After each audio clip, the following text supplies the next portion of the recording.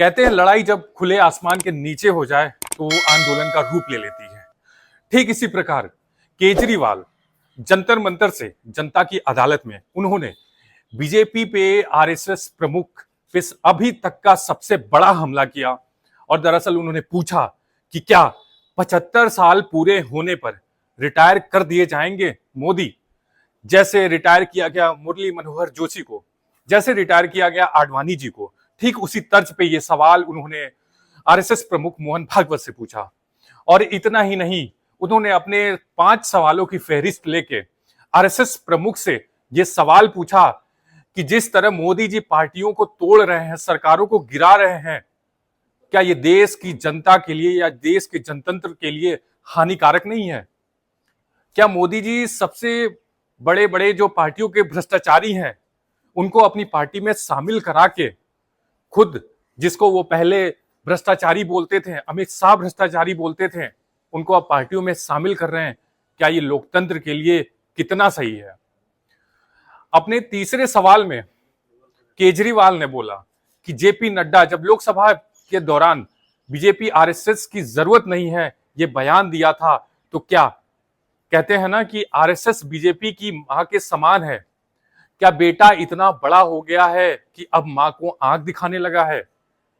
क्या जेपी नड्डा के इस सवालों पे आरएसएस प्रमुख का कोई बयान आएगा? आखिर क्या वजह है कि जेपी नड्डा अब इस तरीके के चुनाव में बयान देने लगे हैं? और उनका सबसे अहम सवाल कि 75 साल होने पर कोई भी रिटायर कर दिया जाएगा, ये कह के पार्टी ने जब चुनाव लड़ा था, जिस तरीके से आडवाणी जी को, जोशी जी को रिटायर किया, क्या अब मोदी जी का नंबर है? या फिर अमित शाह ने ये क्यों बोल दिया कि मोदी जी नहीं रिटायर किए जाएंगे?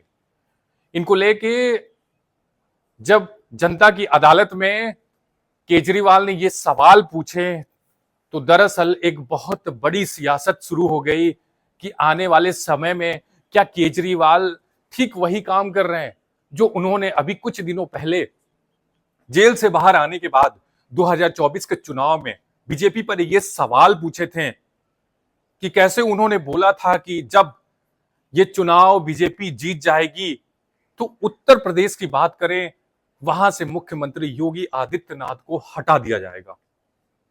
और जब चुनाव के बाद हमने देखा, चुनाव से लेकर अब तक बीजेपी के रिश्ते दिल्ली और यूपी से मेल नहीं खाते।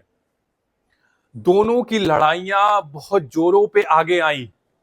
और इतना ही नहीं, मुख्य धारा की मीडिया से लेके तमाम चैनलों पे ये चीजें देखी गई। अब एक्सपर्ट अपनी राय ये दे रहे हैं कि क्या केजरीवाल ये वही राजनीति कर रहे हैं? केजरीवाल अब बीजेपी के उन्हीं मुद्दों को उठाना शुरू कर दिया है और बीजेपी के ही मुद्दों से अब वो आगे वाला चुनाव लड़ना चाहते हैं। इतना ही नहीं, केजरीवाल ने बीजेपी पे पुरजोर से यह भी आरोप लगाया कि कैसे सीबीआई हो, ईडी हो, उसके जरिए पार्टियों के नेताओं को डराकर, धमकाकर, जेल में डालकर किस तरीके से बीजेपी अपना फायदा उठा रही है। बात चाहे हेमंत सोरेन की हो, चाहे बात खुद पूर्व मुख्यमंत्री अरविंद केजरीवाल की हो। आपने, हम सब ने देखा कि किस तरीके से इनको जेल में डाला गया।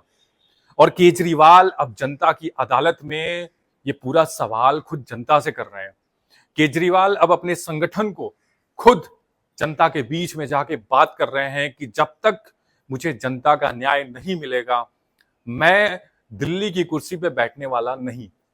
तो एक मुख्य सवाल ये बनता है कि क्या केजरीवाल अब जनता के ही न्याय से दिल्ली के सीएम बनेंगे, या फिर वो ये बताना चाहते हैं कि बीजेपी ने उनके साथ कितना गलत किया है? आने वाले समय में जिस तरीके से केजरीवाल हरियाणा में सवाल बीजेपी पे किए जा रहे हैं, एक सबसे बड़ा डर कांग्रेस को भी है कि कहीं कांग्रेस का वोट केजरीवाल न काट दें।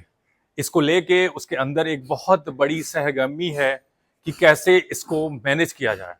लेकिन सबसे बड़ी बात यह है कि जिस तरीके से अरविंद केजरीवाल अपनी राजनीति कर रहे हैं, जनता के बीच जा रहे हैं, बीजेपी के ही सवालों से उसको घेरना जा रहे हैं, तो ये पता चल रहा है कि अब केजरीवाल वही राजनीति करेंगे जो बीजेपी ने की हुई है।